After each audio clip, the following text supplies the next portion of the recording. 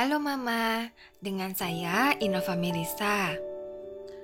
Hari ini saya mau sharing gimana sih cara buat makanan bayi yang bikin dia gemuk, tetapi kita nggak harus sering-sering pergi belanja ke pasar atau supermarket. Saya memahami dan juga mengalami sendiri keterbatasan untuk sering belanja ke supermarket ataupun pasar. Oke, sebagai langkah awal kita siapkan kaldu ya. Kaldu ini saya buat dari tulang kaki sapi.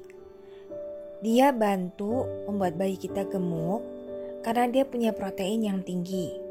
Proteinnya itu kolagen. Tekstur dia itu mirip jelly, mirip agar-agar kayak gitu. Terus buatnya gampang banget. Mam bisa lihat linknya ada di pojok kanan atas video ini ya. Tetapi jika tidak ada, boleh kok pakai air biasa. Untuk sayurnya, saya gunakan labu siam. Labu siam ini sayur yang awet Mam. Bisa disimpan selama berhari-hari di dalam kulkas. Sayur ini kita masak belakangan. Kita utamakan masak sayur-sayuran yang mudah busuk. Labu siam kita masak mendekati hari-hari kita akan belanja ya. Kemudian saya juga menggunakan sayur wortel. Wortel ini memang ada yang gak tahan lama, terutama kalau wortelnya itu basah. Dia gampang lonyot dan busuk. Tetapi sebetulnya wortel kalau dikeringkan dengan baik, disimpan dalam kondisi yang cukup kering, bisa tahan lama juga kok. Bahkan wortel adalah salah satu sayuran yang bisa kita bekukan. Caranya, kita potong kecil-kecil, potong dadu, kita masukin ke toples kedap udara, dan kita simpan di freezer. Jipang perlu kita bersihkan dahulu dari getah-getahnya. Caranya, kita gosok-gosokkan kayak gitu ya, kayak tadi. Terus habis itu baru kita kupas.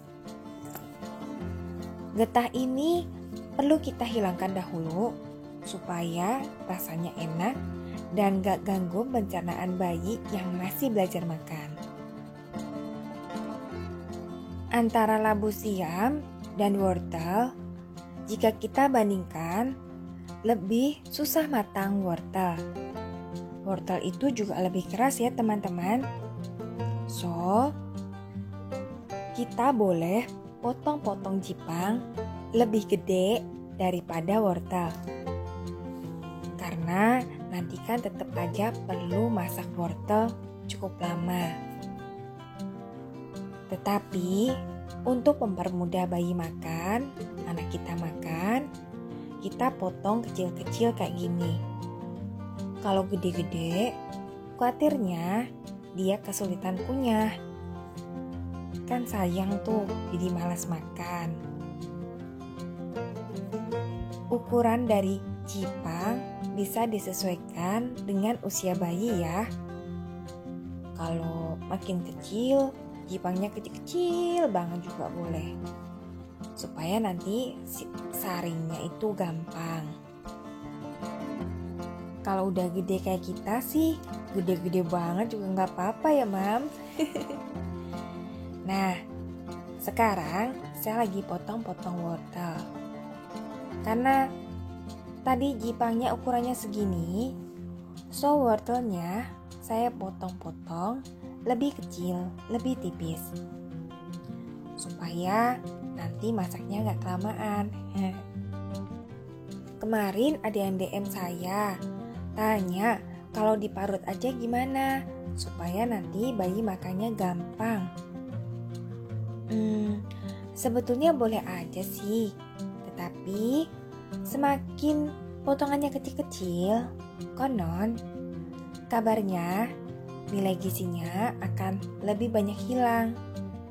So, kita ambil yang tengah-tengah aja ya. Jangan diparut dan jangan terlalu gede. Kalau bayi kecil banget sih gak apa-apa, diparut aja gak apa-apa, supaya dia gak kaget sama teksturnya dan mungkin lebih simpel ya masaknya. Tapi kalau udah gede, apalagi sesem-sem, jangan deh diparut lagi ya.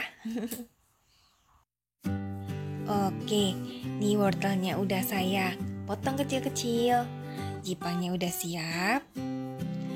Terus kaldunya tadi saya rebus supaya nanti dia hangat dan akhirnya mencair.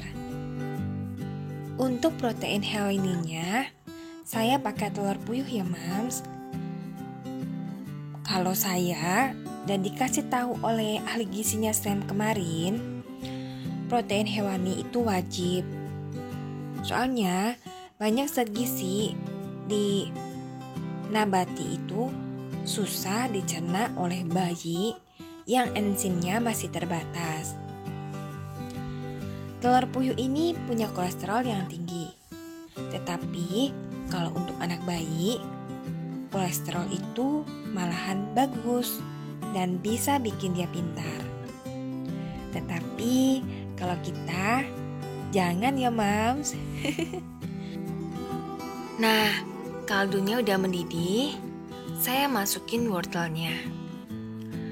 Mam, ini porsinya banyak ya, karena Sam-Sam sekarang kan udah gede.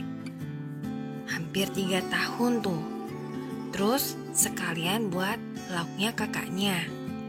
Tapi kalau untuk bayi kecil, porsinya disesuaikan dengan MPASI WHO ya. Porsinya seberapa? Mam bisa DM saya di Instagram innova.melisa. Nanti saya kasih detail peraturan MPASI menurut WHO. Terus, karena Sam dan kakaknya udah gede, saya kasih garam. Kalau di bawah 1 tahun, sebaiknya sih idealnya nggak usah pakai garam. Penyedap juga sebaiknya enggak.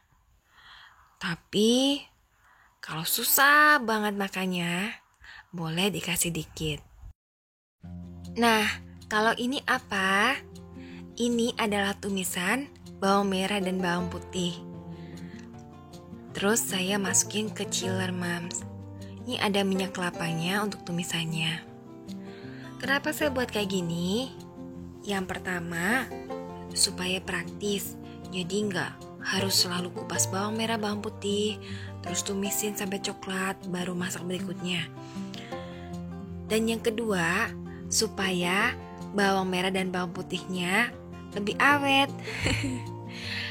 Kalau dibuat kayak gini, dia bisa tahan 2 minggu lebih. Semakin kering tumisannya, dia akan semakin awet. Jadi, gak harus sering-sering belanja kan?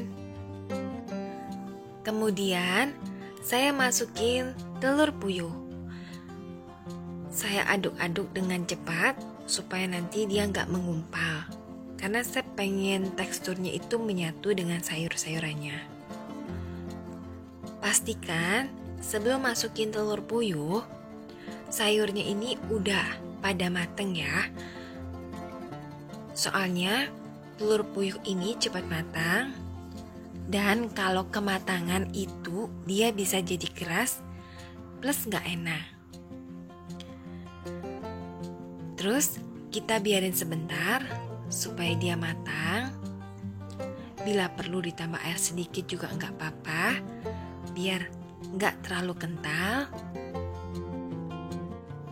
Kalau misalnya bayi Mams baru kali ini makan telur puyuh, saran saya jangan langsung banyak ya telur puyuhnya. Bertahap. Jadi 1 dulu, kemudian 2. Bagian yang lain, kebutuhan protein yang lain bisa digantikan dengan yang biasa diberikan. Misalnya daging sapi atau telur ayam kampung. Kalau misalnya nggak ada masalah, Sedikit demi sedikit, telur puyuhnya ditingkatkan jumlahnya sampai sesuai dengan kebutuhan protein bayi.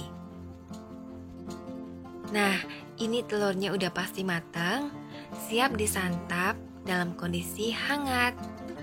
Gampang banget kan, Mams? Oke, terima kasih udah nonton ya. Sampai ketemu lagi.